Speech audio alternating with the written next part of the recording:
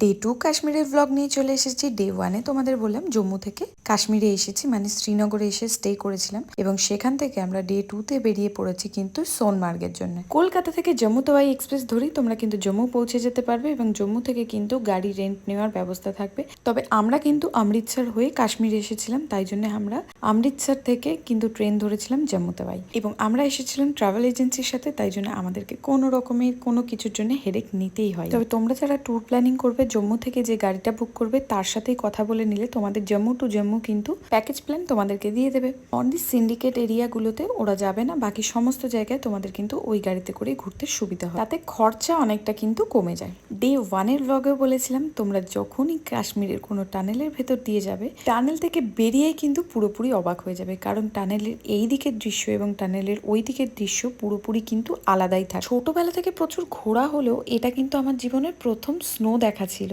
আমি জীবনে প্রথম এত বরফ দেখেছিলাম এবং সেটাকে হাতে করে ছুঁয়েও ছিলাম। তো আসি আসল কথায়, সোনমার্গে এসে তোমরা করবে কি? সোনমার্গে কিন্তু কিছু অ্যাক্টিভিটিস আছে, যেমন তোমরা পনি রাইড করতে পারো, স্নো থাকলে স্নো বাইকে চাপতে পারো, স্লেজ গাড়িতে করে থাডিভাস গ্লেশিয়ার পর্যন্ত যেতে পারো। ওই যে দূরে দুটো পাহাড়ের মাঝখান দিয়ে বরফটা নেমে আসছে, ওই জায়গাটার নামই ছিল থাডিভাস গ্লেশিয়ার।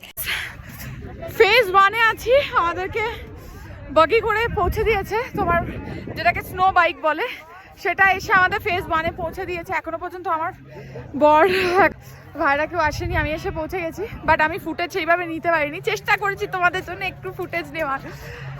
বড় ভিডিও চ্যানেলে আসছে, ভালো করে ফলো করো, সমস্ত ডিটেলস আমি ওখানে শেয়ার করব, ঠিক আছে? ভালো করে ফলো করো বাস।